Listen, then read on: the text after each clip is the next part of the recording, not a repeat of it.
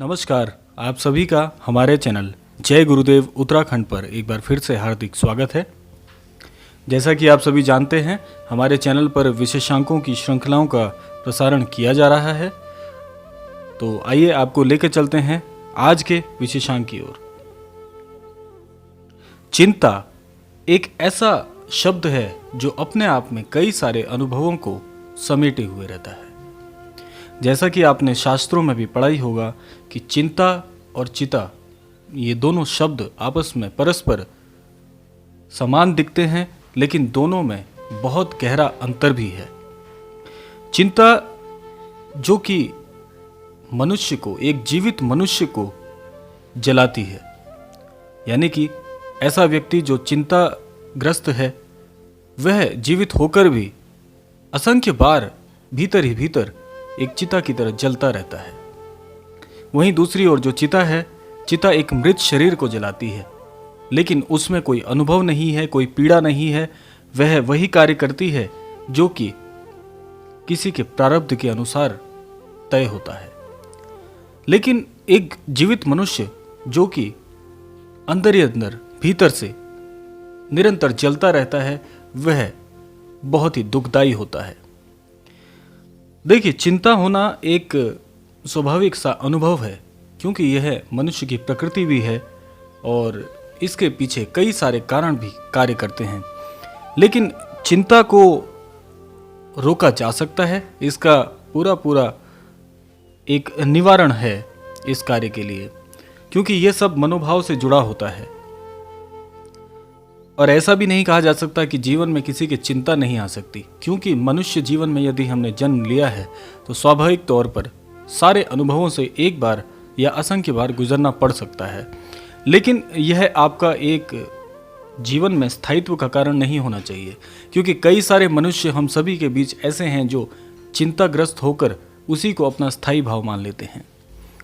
जैसा आप जानते हैं कि जीवन परिवर्तन का नाम है। परिवर्तन होना यह नियति ने तय किया हुआ है। जो आज ऊपर है वह कल नीचे भी आएगा, और जो समय आज खराब है वह कल सही भी आएगा। यह तो सृष्टि का इस सारे ईश्वरीय विधान के अनुरूप तय किया हुआ है। परिवर्तन ही जीवन है और जीवन ही परिवर्तन है। यह सूत्र है जीवन का। तो हमें करना क्या है?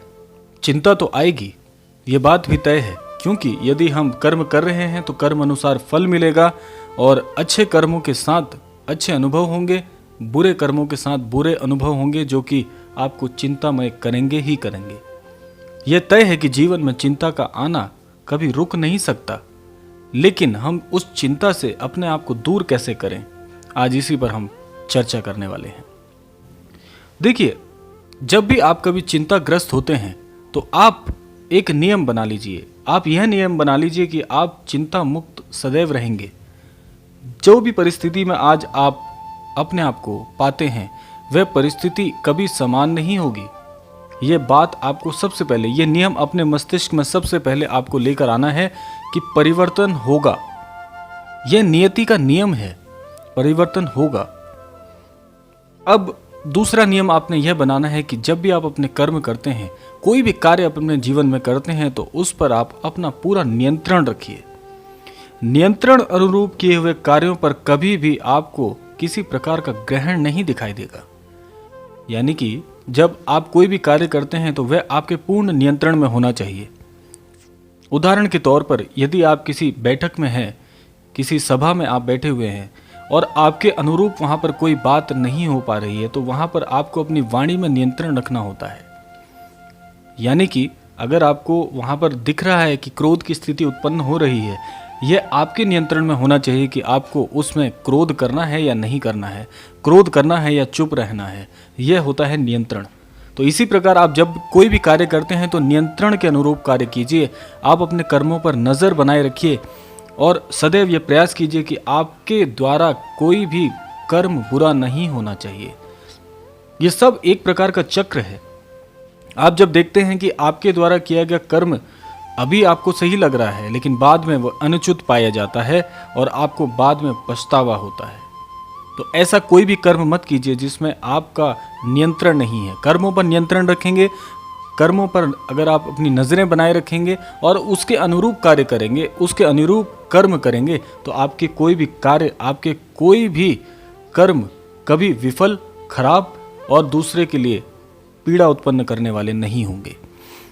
और फिर यह चक्र आगे बढ़ता है। तीसरा नियम है कि अगर आपके कर्म सही हैं तो फिर आप चिंता मुक्त हो सकते हैं, क्योंकि आज जो हमारे समक्ष हो रहा है, जो भी घटित हो रहा है, इस पूरी सृष्टि के द्वारा जो भी आज हमें दिखाया जा रहा है, वह सब हमारे कर्मों के अनुरूप ही है। अगर आप यह देखें, इससे पिछले क्रमांक में भी मैंने आपको बताया था कि जब भी हम कभी किसी पीड़ा में होते हैं, किसी कठिनाई में होते हैं, तो आप सबसे पहले रुकिए और अपने पिछले कर्मों पर ध्यान दीजिए, जो आपने अभी तक किए हैं।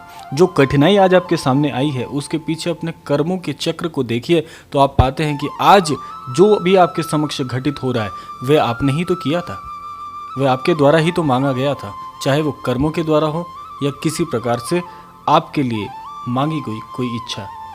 अब आप यह जरूर सोचेंगे कि कोई अपने लिए कष्ट क्यों मांगेगा, यह स्वाभाविक है। चाहे आप हैं, चाहे मैं हूं, या कोई भी अन्य व्यक्ति है, अपने लिए कोई भी कठिनाई, कोई भी दुख नहीं मांगता, लेकिन फिर भी दुख आते हैं, कठिनाई आती है। उसका कारण क्या है कि हमने चाहे अनचाहे कोई ऐसा कार्य किया है जिससे आज ये विफलता हमको देखने को मिल रही है।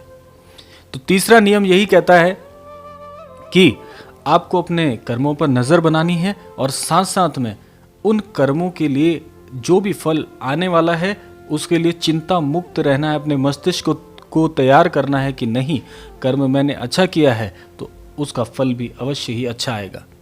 यह तो इस प्रकार का नियम हो गया कि आप आम का पेड़ लगा रहे हैं, तो जब वह छोटा सा पौधा बढ़ेगा तो वह उसमें से आम का ही फल प्राप्त होगा। उसमें आपको कोई कांटेदार फल नहीं मिलने वाला है, क्योंकि आपने अच्छा वृक्ष लगाया है, आपने मीठे फल का वृक्ष लगाया है, तो मीठा फल ही प्राप्त होगा। तो यही है कर्म चक्र।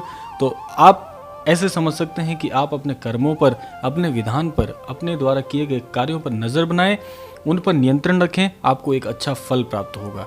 अब आपको बताते हैं कि आपको क्या करना है, वह उपाय क्या है। वह सबसे बड़ा उपाय यही है कि आप जब भी चिंता मुक्त होते हैं तो आप सबसे पहले अपने उस कर्म पर, आपके द्वारा किए गए कृत्यों पर नजर बनाएं, उन पर नियंत्रण रखें। यही नियंत्रण का नियम, वही उपाय है। आपको यही उपाय करना है कि सदैव, चाहे आपके द्वारा जो भी परेशानियां आ रही हैं, चाहे आप मौखिक रूप से किसी से कोई क्रोध के भाव में बात कर रहे हैं, तब भी आपको नियंत्रण रखना है। क्रोध के भाव पर भी नियंत्रण रखना है कि आप क्रोध में कोई ऐसी बात ना कह जाएं जो कि आने वाले कई समय तक आपके लिए एक कष्टकारी परिस्थिति को उत्पन्न करें। आपको यही कार्य करना है। यही नियम है नियंत्रण का, चाहे वह वाणी पर नियंत्रण हो, चाहे कृत्यों पर नियंत्रण हो, चाहे आपके विचारों पर नियंत्रण हो। यदि आप नियंत्रण के अनुसार अपना जीवन जी रहे हैं तो आप पाएंगे कि आपके जीवन में छोटी मोटी परेशानियां अवश्य आ सकती हैं, लेकिन उनके पीछे भी एक ऐसा कारण होगा जो आपको सुख ही देकर जाएगा। यह नियम है, सृष्टि का नियम है। क्योंकि मैंने आपको उदाहरण से समझाया कि आप वह वृक्ष लगा रहे हैं, अगर आज कठिनाई आप झेल रहे हैं तो आपने ऐसा वृक्ष लगाया है जिसमें कांटेदार फल ही होगा, और बाद में वह कांटेदार फल आपको चुभता है। आप सोचते हैं कि ये तो मैंने वृक्ष अच्छा लगाया था, लेकिन कांटेदार फल क्यों आया? क्योंकि आपने चाहे अनचाहे ऐसा वृक्ष लगाया, ऐसा पौधा लगाया जो कांटे वाला फल देता है। तो आप अपने विचारों से, अपने कर्मों से मीठे फल के वृक्ष लगाइए, आपको अवश्य मीठे ही फल मिलेंगे और आपके जीवन के सभी अनुभव आपको सुखद ही प्राप्त होंगे। तो यह है विधान, यही है नियम।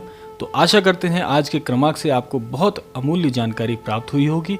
आपकी प्रतिक्रियाएं आप हमें भेजते रहते हैं, आपकी प्रतिक्रियाएं देखकर मन काफ़ी प्रफुल्लित होता है, और आपके लिए यही कामना करते हैं कि आप सदैव धैर्यवान बनिए और हमारे क्रमांकों से आपको जो भी जानकारी प्राप्त होती है उसे जीवन में उतारिए। तब आप पाएंगे कि आपके जीवन में सफलता के नए आयाम आप अपने लिए खुद तय कर रहे हैं। तो आज का क्रमांक यहीं पर समापन की ओर आता है। समापन करते हैं, मिलते हैं अगले क्रमांक में। तब तक के लिए जय श्री राम, जय गुरुदेव, जय उत्तराखंड।